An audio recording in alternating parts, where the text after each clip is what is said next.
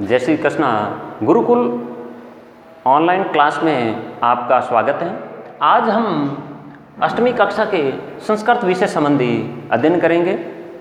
आपको सबसे पहले संस्कृत विषय की ऑनलाइन की एक कॉपी डालनी है। उसमें जो आपको गृह कार्य दिया जाता है तो उससे संबंधित महत्वपूर्ण बिंदुओं को अंकित करेंगे।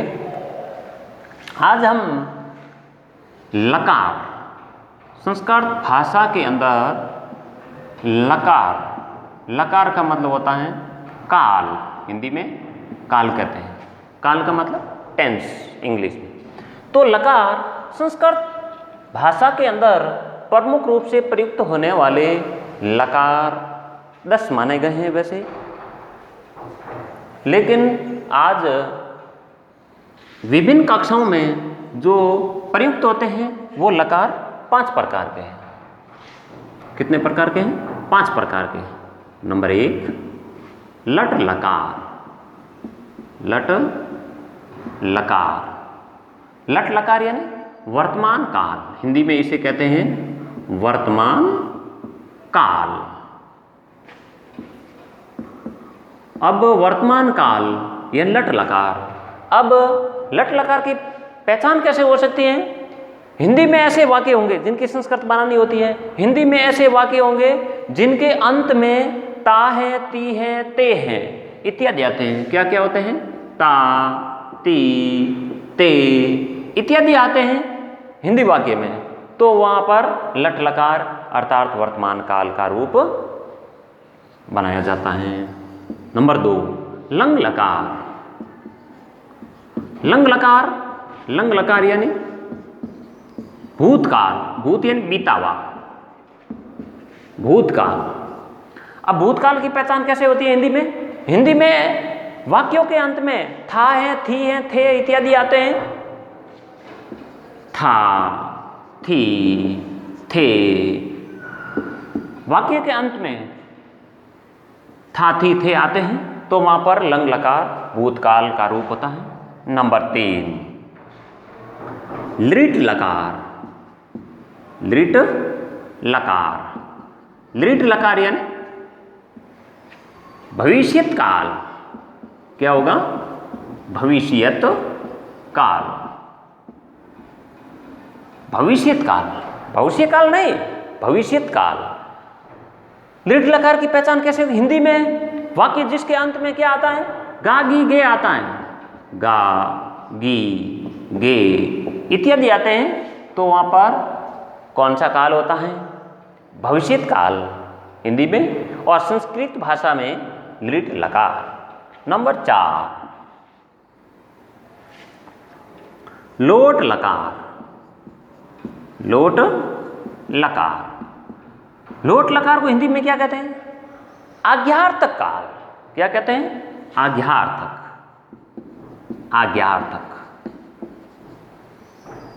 आज्ञार्थक काल कह सकते हैं या आज्ञार्थक कहते हैं। अब इनकी पहचान कैसे होगी? आज्ञा शब्द होगा, आज्ञा सूचक संबंधी शब्द होगा। आज्ञा शब्द होगा, आपको आदेश दिया जाएगा। ऑर्डर, आदेश क्या? तुम पढ़ो, तुम उठो, तुम दौड़ो, तुम खेलो, ये वाक्य होगा। नंबर 5 विधिलिंग लकार।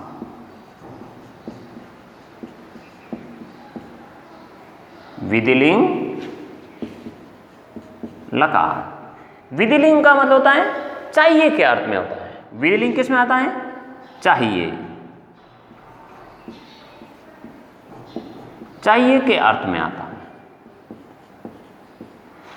चाहिए के अर्थ में आता है। अब अंत में पहचान कैसे होगी? वाक्य के अंत में चाहिए आएगा। क्या आएगा? लगभग चाहिए, चाहिए वाक्य में होगा। उदाहरण जैसे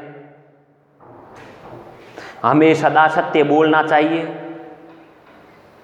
हमें सदा सत्य बोलना चाहिए। इनके वाक्य सुन लो।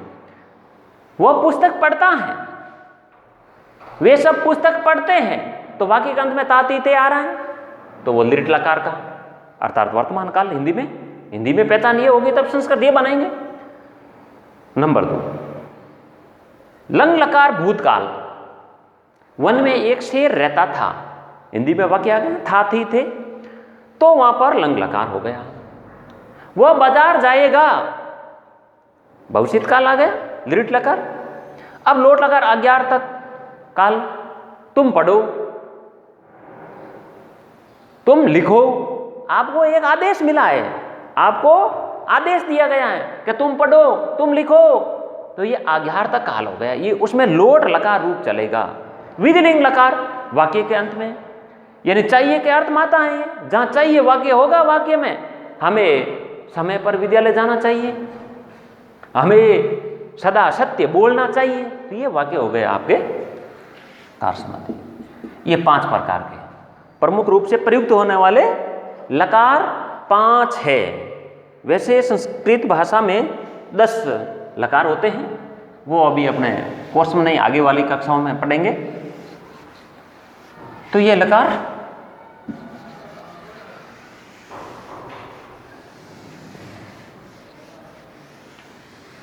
साथ साथ में आपको रफ कॉपी में नोट करते जाना है, जैसे पढ़ाया जाता है वैसे नोट करना है।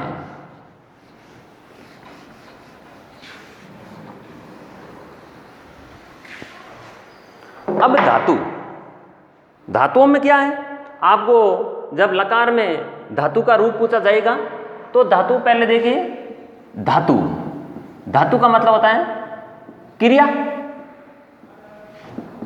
धातु का हिंदी में क्या कहते हैं? धातु को क्रिया। संस्कृत भाषा में धातु यानी क्रिया। अब हिंदी भाषा में क्रिया 2 प्रकार की होती है, आक्रमक और सक्रामक। असंस्कृत भाषा के अंदर है क्रिया 3 प्रकार की होती है, प्रमुख रूप से 2 हैं, लेकिन 2 का एक तीसरा भाग है। वो कौन कौन सी है? प्रश्मेपदी, परस्मैपदी धातु, और नंबर 2 पर आत्मनेपदी, आत्मनेपदी धातु, और नंबर 3 पर उभयपदी।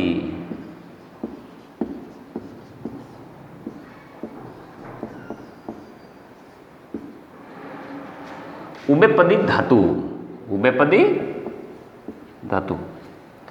अब अपने कोर्स के हिसाब से देखते हैं तो ज्यादातर परस्मैपदी और आत्मनेपदी धातुओं का रूप ज्यादा है। उभयपदी का मतलब क्या है? उभय का मतलब होता है दोनों ओर, उभय को दोनों ओर कहते हैं। यह परस्मैपदी में रूप भी चलता है, वही धातु है, वो परस्मैपदी में भी चलती है और आत्मनेपदी में चलती है। आत्मनेपदी की धातुएं अलग है और परस्मैपदी की धातुएं अलग है। तो इस प्रकार क्या है, परस्मैपदी धातुएं कौन कौन सी है? जैसे पट है, वध है, लिख है, धाव है, क्रीड है, ये सब परस्मैपदी। आत्मनेपदी लब है, सेव है, व्रत है, ये धातुएं हैं आत्मनेपदी में। अब उभयपदी में क्या आता है? जैसे नी का रूप इसमें भी चलता है और इसमें भी। नी का नए यानी ले जाना होता है अर्थ। तो ये उभयपदी धातुआं अलग से अपने कोर्स में वैसी कोई बात नहीं है, आपको 2 धातुओं को ध्यान में रखते हुए अध्ययन करना है। अब देखो, ये नोट करते जाना। अब परस्मैपदी धातुएं और आत्मनेपदी धातुएं, ये आपको छोटी क्लासों में लिखाया हुआ है कि आत्मनेपदी धातुएं कौन कौन सी है, परस्मैपदी धातुएं कौन सी हैं, आपको 7th क्लास में पढ़ाया था। अब इसमें विस्तृत अध्ययन नहीं करेंगे। अब देखो, लकार, सीधा आ जाएंगे लकार। धातुएं जैसे संस्कृत भाषा में कहा जाता है, संस्कृत भाषा में धातुएं हैं लगभग का मतलब कम ज्यादा भी हो सकती है, लगभग 2000 धातुएं हैं। और काम आने वाली धातुएं अपने 6 से लेकर के 10th क्लास तक जो ज्यादातर धातुएं प्रयुक्त होती हैं, वो धातुएं लगभग 50 धातुएं हैं। और 50 धातुएं आपको 50-60 धातुएं में हर बार 6, 7th और 8th क्लास तक लिखा था।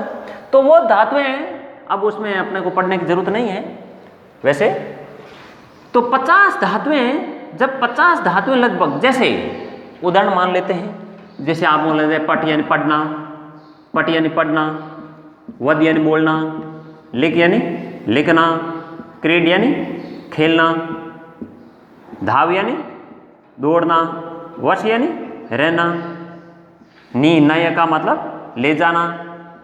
अब इसमें एक और है, जो अब धातु रूप अर्थ आपको याद है, लेकिन कभी कभी धातुओं का रूप चेंज भी होता है।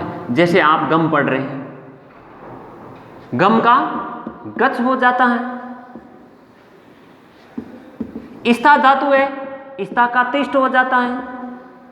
ये जब अपन दृढ़ लकार पढ़ेंगे उस समय ये जो धातु हैं ये बाहर वाली धातुएं चलेगी, कोष्ठक के बाहर वाली, अंदर वाली चारों, जो चार लकार है चारों लकार में प्रयुक्त होगी। कितने लकारों में? चारों चार लकार में प्रयुक्त होगी। ये वाली धातुएं हैं, ये वाली धातुएं। लेकिन ये कोष्ठक के बाहर वाली है, वो धातुएं हैं आपके दृढ़ लकार में प्रयुक्त होगी। अब देखिए आप लकार, लकार से पहले थोड़ी सामान्य जानकारी अपन कर लेते हैं। वैसे आपको मैं मौखिक बता देता हूं।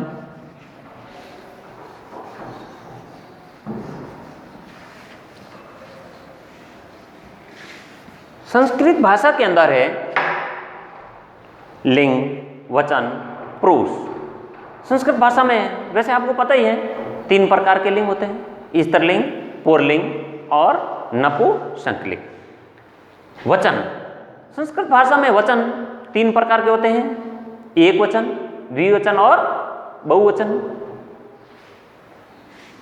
पुरुष, पुरुष कितने प्रकार के होते हैं? पुरुष 3। प्रथम पुरुष, प्रथम पुरुष को अन्य पुरुष के नाम से भी जाना जाता है। क्या जाना जाता है? अन्य पुरुष के नाम से। जब कभी अन्य पुरुष के बारे में कहा जाता है तो अन्य पुरुष, अन्य पुरुष का मतलब प्रथम पुरुष, प्रथम पुरुष, मध्यम पुरुष और उत्तम पुरुष। ये जब अपन लकार पढ़ेंगे उसमें ये काम आएंगे। तो अब लकार, तो सबसे पहले अपन हेडिंग डालते हैं नंबर 1।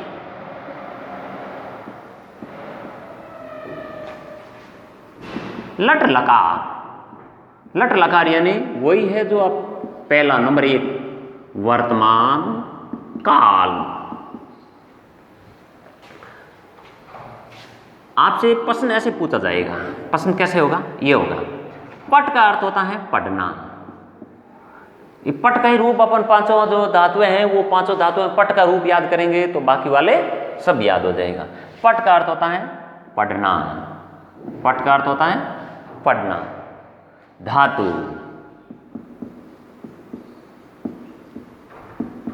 कि लट लकार, लट लकार का रूप लिखो।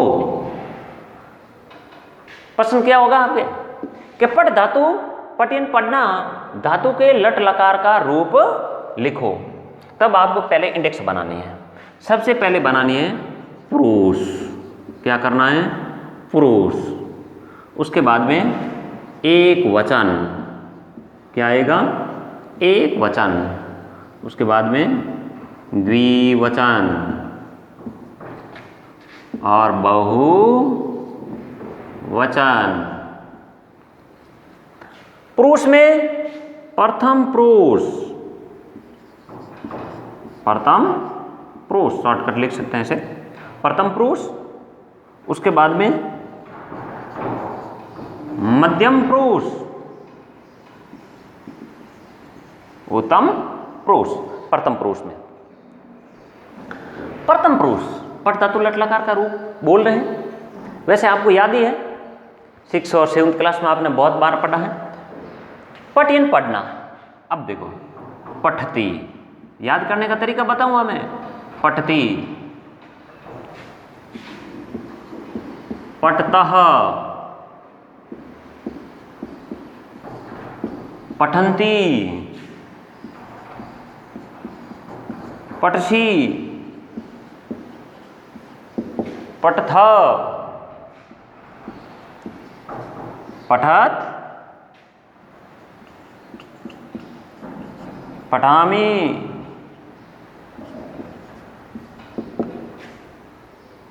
पठाव,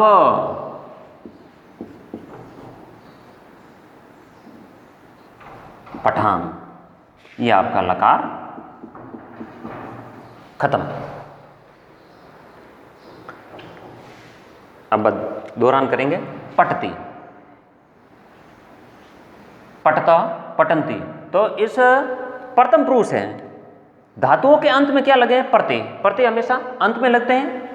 तो देखो ती, पट, ये धातु, ये धातु, ये धातु।